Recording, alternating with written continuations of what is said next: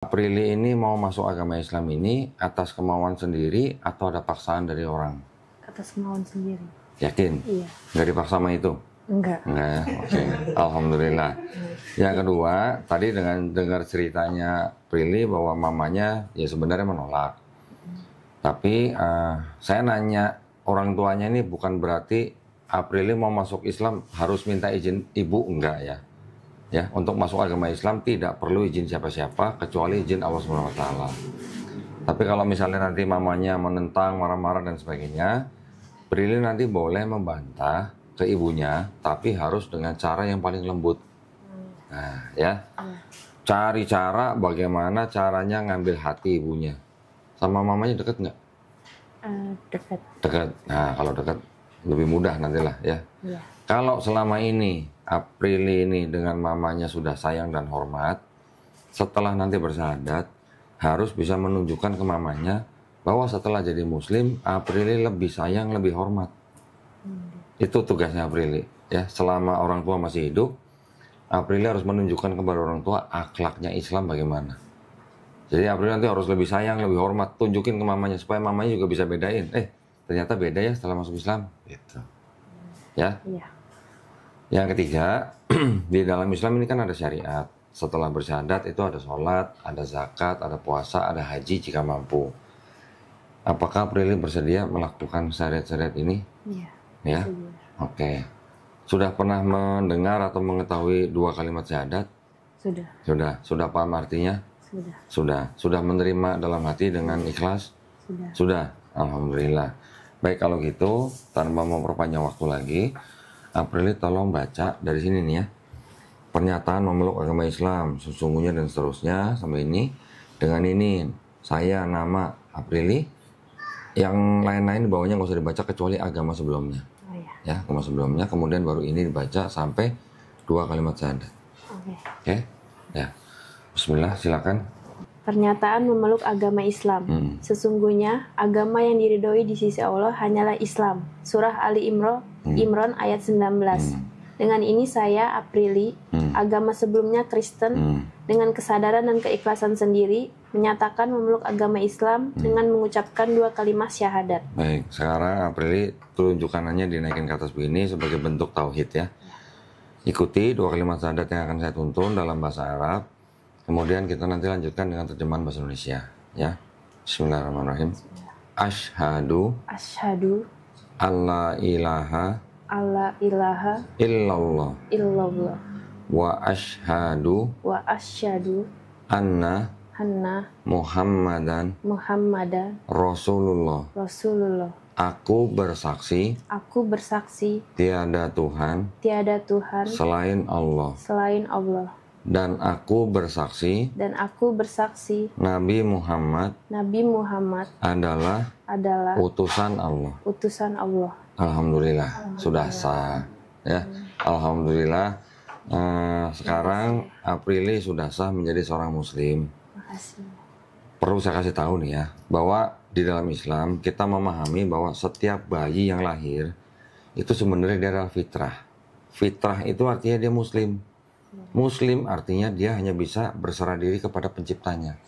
Ya, Prilly dulu lahir nggak bisa apa-apa kan, dibesarkan orang tua, itu artinya dititipkan kepada orang tuanya.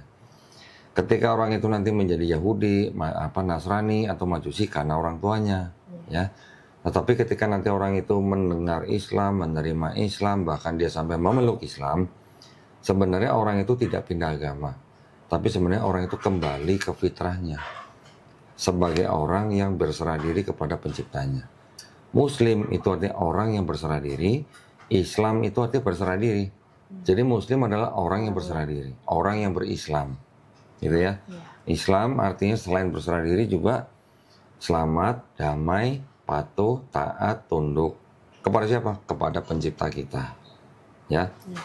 Juga ada yang penting yang ingin saya beritahukan bahwa di dalam Islam kita memahami setiap orang yang bukan Islam, dia masuk Islam, itu dosa-dosanya dia dari mulai akil balik sampai dia bersyahadat, insya Allah dihapuskan. Wih, seneng nggak? Senang. Alhamdulillah. Tetapi kebaikan yang pernah dilakukan dari akil balik sampai dia masuk Islam tetap dicatat sebagai pahala kebaikan. Alhamdulillah. dikasih modal, ya, modal kebaikannya tetap dicatat, dosanya dinolkan. Keren nggak? Iya. Alhamdulillah, ya. Berarti sekarang Prilly ini seperti seorang bayi yang baru lahir, nggak punya dosa apa-apa. Makanya kalau orang nggak punya dosa apa-apa, kalau doa ke Allah SWT, insya Allah pasti dikabulin. Ya, makanya doain kita semua nih, doain teman-temannya di sini, doain juga yang nonton, supaya apa? Semuanya kita istiqomah. Tahu istiqomah? Konsisten, gitu ya. Dan doain kita juga semuanya dilindungi dan dirahmati Allah SWT, supaya kita insya Allah nanti husnul khotimah. Husnul khotimah nanti maksudnya kita semua nanti mati dalam keadaan Islam. Ya, itu yang kita minta doain. Jangan lupa ya. Ya, bukan nodong nih, ini cuman apa ya, nuntut gitu. Enggak. Gini, sekarang di tangan di atas materai, ya, di bawahnya tulis nama jelas.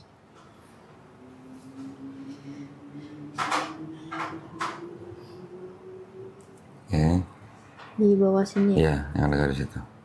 Namanya cuman Aprili gitu aja. Iya. Irit banget ya. Iya, ada marganya sih. Tapi nggak masuk ke KTP.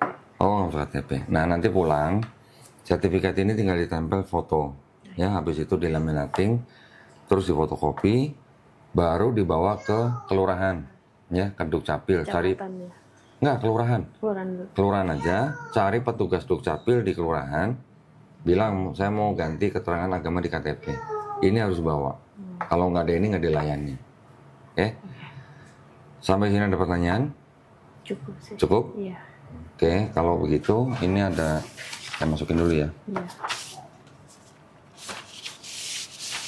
Iya. Ya KTP-nya April udah di foto ya?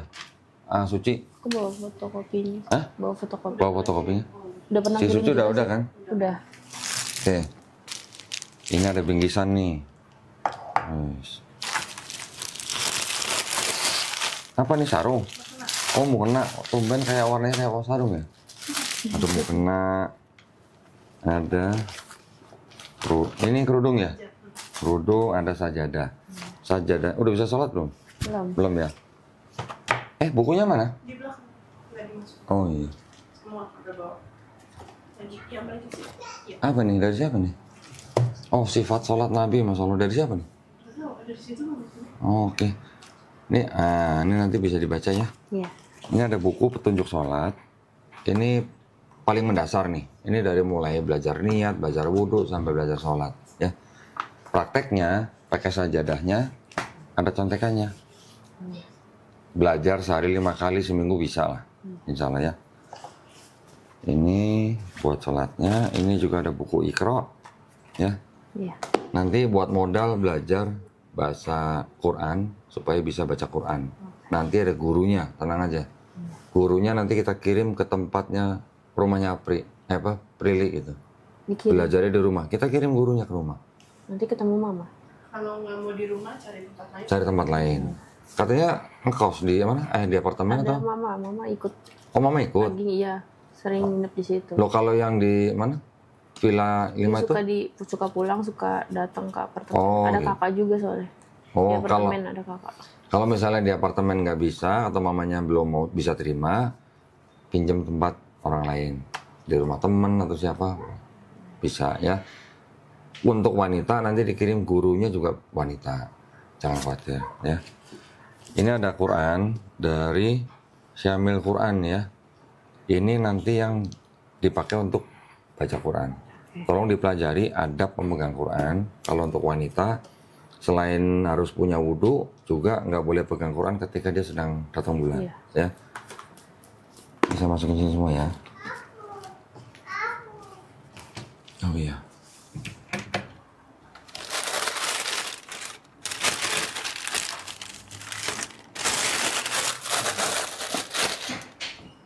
Ini ada sedikit uang. Ini adalah uang zakat yang memang khusus buat orang-orang yang baru masuk Islam. Ya, jangan dilihat jumlahnya, diterima aja dengan baik. Ini adalah bentuk kepedulian kita buat orang yang baru masuk Islam. Ya, saya masukin sini ya. Iya. Masukin buku.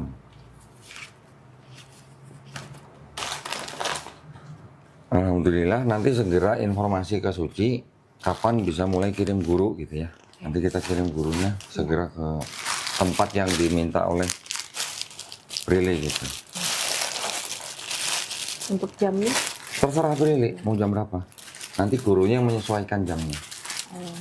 Setelah jam kerja pun malam bisa, nggak apa-apa. Ya? Iya. Ini tolong diterima dengan baik. Ini sertifikatnya. Kalau ada yang nggak jelas atau ada yang mau ditanyakan, jangan sungkan-sungkan hubungin Suci atau hubungin saya nanti. Oke. Oke? Iya. Nah, jadi saya cuma pengen dengar cerita sedikit. Kalau alasan utamanya mau akhirnya bisa meninggalkan agama Kristen itu kenapa? Setelah mempelajari sih. Nah, terus yang ditemukan apa? Ya, Setelah dipelajari? ya jadi lebih ternyata yang benarnya yang mana. Selama ini ternyata yang yang dijalanin itu nggak sesuai, kayak Alkitabnya kan nggak sesuai, nggak murni. Nggak murni itu maksudnya ada? Iya, ada beberapa kan ayat-ayat sisipan gitu. Oh, udah tahu ya berarti ya sisipannya? Iya. Belajar dari mana sisipan? Tahu dari mana sisipan? Oh itu yang racunin ya? Mempelajari, tapi nggak pernah dipaksa. Oke. Aku yang mencari tahu. Oke. Nah, terus dengan selain ayat sisipan, Prilly berarti kan selama ini kan tadi gerejanya apa tadi sorry? Gerejanya dulu sih GBI, terus pindah jadi di om aku GSJA. Oh, oke. Saya juga pernah GSJA, saya juga pernah GBI. Sama artinya Kristen denominasi itu tuh mempercayai Trinitas, gitu kan? Selain daripada ayat yang tadi tidak asli, dengan Trinitasnya berarti kan sudah gugur gitu ya. Artinya sudah nggak percaya Trinitas lagi gitu kan? Alhamdulillah. Terus kebenaran di dalam Islam yang Prilly temukan apa? Nggak pernah berubah dari dulu sampai sekarang. Oke. Kitabnya? Iya. Alhamdulillah. Terus selain itu? Ya dari kedisiplinannya juga. Kedisiplinan. Ibadahnya teratur. Iya, nah, ada aturan dari mulai orang itu lahir sampai dia mati. Iya. Ada aturan dari orang itu mulai bangun tidur sampai dia tidur lagi. Iya. Semuanya ada aturannya. Ada aturannya. Alhamdulillah. Ilmunya juga. Apanya? Ada ilmunya juga. Ilmunya, ya. Nah, maksud saya gini, di dalam Islam itu kan sepertinya kalau dilihat dari orang luar yang Islam, sepertinya kan ribet. Sholat harus 5 kali dalam sehari, baca Quran dan sebagainya gitu ya. Tapi sebenarnya perintah untuk sholat, perintah zakat, perintah puasa, itu ternyata kalau sudah dipelajari nih, ini ada gunanya ternyata buat orang yang diberi perintah. Untuk kita semua nih sebagai orang Islam, yang sadar perintah itu baik buat kita menjalankannya nanti sebagai kebutuhan. Bukan sebagai rutinitas gitu. Nanti kalau sudah bisa sholat, rasain waktu pertama kali muka kita sujud. Cobain rasain. Luar biasa nanti pasti rasanya. Ya. Di gereja nggak pernah sujud kan? Enggak. Nggak pernah.